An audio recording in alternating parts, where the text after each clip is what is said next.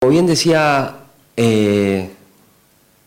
Mario, ustedes saben que a la hora de aceptar o no el blanqueo, nosotros lo que decíamos es, esa es una decisión bastante personal de cada cliente. Nosotros tenemos una posición tomada y una postura que es, un cliente debería 100% entrar al blanqueo, pero esa decisión, obviamente, con lo que ha ocurrido en la Argentina en los últimos 50 años, hay gente que tiene dudas o que no se anima o lo que hubiese, o cualquier cosa que pueda decidir no entrar, pero para aquella persona que entró al blanqueo o decidió entrar al blanqueo, la verdad que se le abren como dos fuertes decisiones. La primera es, si una persona tenía, no sé, $500.000, $1 millón en el exterior no declarado y había llevado su dinero al exterior en búsqueda de proteger su patrimonio, la realidad que si decide pagar el 10% antes de diciembre o entrar ahora y pagar el 15% y dejar su dinero en el exterior fuera de riesgo argentino comprando un bono del Tesoro americano, la verdad que lo que nosotros estamos diciendo es... Perdón, ¿se me escucha ahí, no? ¿Sí? Ah, perfecto. Lo que nosotros decimos es, para aquella persona... Sí. Ok. Ahí mejor, ¿no? Para aquella persona que decide blanquear su dinero y dejar su tenencia en el exterior, lo que nosotros decimos es que tiene una ventaja, es decir, esa persona paga el 15% hoy, o pagó el 10%, y si desea dejar el dinero exterior, la ventaja que nosotros creemos que consigue es diversificar sus activos. Si esa persona tiene su casa, su familia, su jubilación, su auto, su trabajo en Argentina, y su patrimonio líquido también lo ingresa a Argentina, la verdad que está concentrando riesgo, con lo cual la ventaja que tiene para la persona que decide pagar ese 15% y dejar el dinero exterior, está obteniendo diversificar su crédito. Ahora, la desventaja que logra de esa manera es que a partir de ahí, cada rentabilidad o incremento de capital que tiene va a tener que pagar impuestos y además nosotros creemos que pierden rentabilidad. La contracara es aquella persona que decide entrar al blanqueo y comprar bonos argentinos o incrementar riesgo argentino. La realidad es que lo que está ganando es mayor rentabilidad. Recuerden que ya sea el bono argentino rinde por encima de cualquier bono emergente, es decir, una rentabilidad de un título argentino le va a dar más interés que la de un título colombiano o brasilero, ni hablar del Tesoro americano. Y tiene una eficiencia impositiva, ya que si compra un departamento o compra un bono argentino, no paga impuesto a las ganancias, siendo persona física, ni bienes personales, que sí lo haría teniendo su cartera en exterior.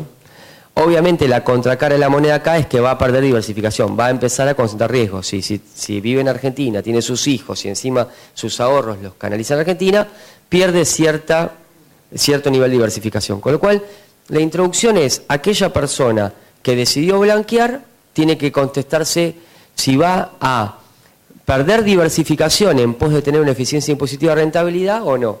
Ese mix va a tener que decirlo la persona en particular. La pregunta que debe hacerse es, si decide entrar al blanqueo e incrementar riesgo argentino, ¿es conveniente o no? Nosotros lo que le decimos a los clientes es, uno debería incrementar riesgo argentino siempre salvo que o los precios estén caros de lo que uno va a comprar o que esté viendo una crisis en el mediano plazo, que haga que los precios caigan. Es decir, yo debería, si tengo un patrimonio exterior y lo blanqueo y tengo $1 millón, compro bonos argentinos, es decir, incremento los argentinos, o bajo el dinero y compro un departamento, sí, salvo que el metro cuadrado de ese departamento esté carísimo y perciba que va a caer o que vislumbre una crisis. Lo mismo ocurre para los bonos. Compro un bono que esté caro y baje de precio y pierda dinero, o que compre el bono y me encuentre una crisis a los 6 meses. Entonces, lo que tratamos de responder con la presentación es, nosotros deberíamos incrementar riesgo argentino, sí, salvo que no estén sobrevaluados, esa parte la sacamos para no hacerla tan larga la presentación, pero ahora lo voy a comentar, o que uno vislumbre una crisis. Cuando uno repasa las crisis en Argentina, y nosotros tenemos un estudio y un trabajo hecho, para el que lo quiera nos lo pide, analizamos la crisis del Rodrigazo, el 75, la de la deuda del 82, el 89, el 2001 y el 2014-15, que fue la herencia. Lo que hicimos con ese trabajo es poner todas las variables macroeconómicas de la economía, ya sea sector interno o externo, analizamos desempleo, inflación, déficit fiscal, términos de intercambio, balanza comercial, balanza de pagos, es decir, pusimos todos los indicadores de ese año y tomamos 2 años anteriores y 2 años posteriores para entender cómo venía la dinámica de los años de Argentina y cómo era la salida de esa crisis cuando explota el problema en Argentina. Lo que uno empieza a entender es que Argentina es como que tropieza siempre con la misma piedra.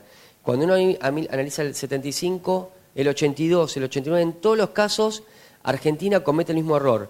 Coquetea con un déficit fiscal del 6%, eso era el 72, 73, 74, lo empieza a financiar con emisión monetaria, con lo cual casi todas las crisis argentinas, salvo la de 2001, tiene un entorno inflacionario alto, y eso hace que cuando la economía internacional se queda sin dólares porque se corta el financiamiento, explota el PBI, hay caída de desempleo, caída del Producto Bruto y una fuerte evaluación. Eso está como calcado en todas las crisis argentinas.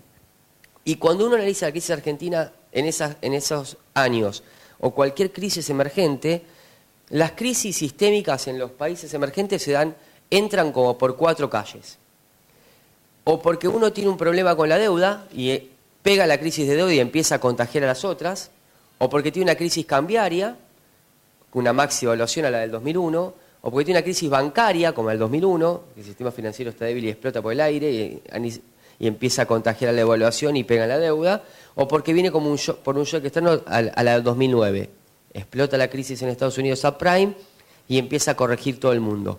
Cuando uno hace hincapié en estos 4 sectores o 4 calles donde podría ingresar una crisis en Argentina, la respuesta es: nosotros no estamos viendo una crisis de mediano plazo en Argentina. En esto tenemos bastante desarrollo en cada una de las calles, pero le podría decir, cuando uno analiza la crisis, si podría venir una crisis de deuda en Argentina, el stock de deuda privada como PBI es menor al 30%. Nosotros estamos haciendo un stress test donde le ponemos en una coctelera de análisis peores indicadores de los que proyecta el gobierno, a ver si es sustentable la deuda argentina, y nos da que, aún no cumpliendo las metas de déficit fiscal, Argentina es sustentable en su deuda. O sea que no vemos una situación de crisis de deuda explotando de mediano plazo en Argentina. Cuando uno analiza la crisis bancaria y analiza desfasaje de activos y pasivos de los bancos, exposición al sector público, liquidez del sistema financiero, cuando uno agarra todo el sistema financiero y lo analiza con una lupa gigante, lo ve que está bastante sólido y sano, con lo cual no estamos viendo que por esta calle entra una crisis en Argentina. Tampoco vemos un shock externo, sí vemos una situación más volátil en el mundo post-Trump, pero la verdad que el S&P o la bolsa americana subió 16% en lo que va el año, o sea que si bien hay un contexto más desfavorable global y con mayor incertidumbre, no estamos previendo una crisis global. De hecho, el 50% de nuestras exportaciones manufactureras van hacia Brasil, y Brasil está empezando a mostrar signos de recuperación.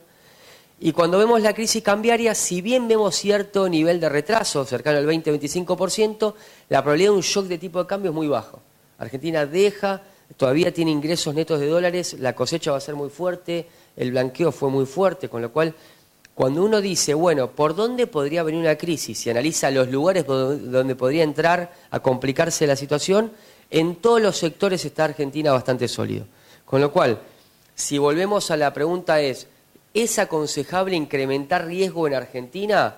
Sí, salvo que vea una crisis. Cuando uno analiza por dónde podría llegar a venir una crisis profundamente y ve históricamente lo que ha ocurrido, la respuesta es: nosotros no estamos viendo una crisis de mediano plazo en Argentina. La segunda pregunta, que nosotros la sacamos pero estaba acá, es si Argentina está cara o barata. En términos de mercado de capitales, que es precios de bonos y acciones, si bien no está cara, tampoco está barata. Si bien Argentina todavía tiene espacio para seguir subiendo los precios de sus bonos y sus acciones, gran parte de esa suba de precios ocurrió. Cuando uno analiza la curva de bonos argentinas del 2012 hasta hoy, lo único que hizo fue bajar esa curva, comprimir los spreads. Para los que ustedes no están tan familiarizados con los bonos, cuando la curva de rendimientos baja, lo que hace es que el precio de los activos suba. Es como que sube el metro cuadrado de los precios de los bonos. Antes el rendimiento de un bono argentino era 14%, hoy es 5%. Esa caída de 14 a 5 hizo que suban los precios 10, 15, 20% de los bonos argentinos. ¿Puede seguir bajando un poco más Argentina? Sí, cuando uno analiza dónde está la curva brasilera, colombiana, chilena, está más abajo de la curva argentina.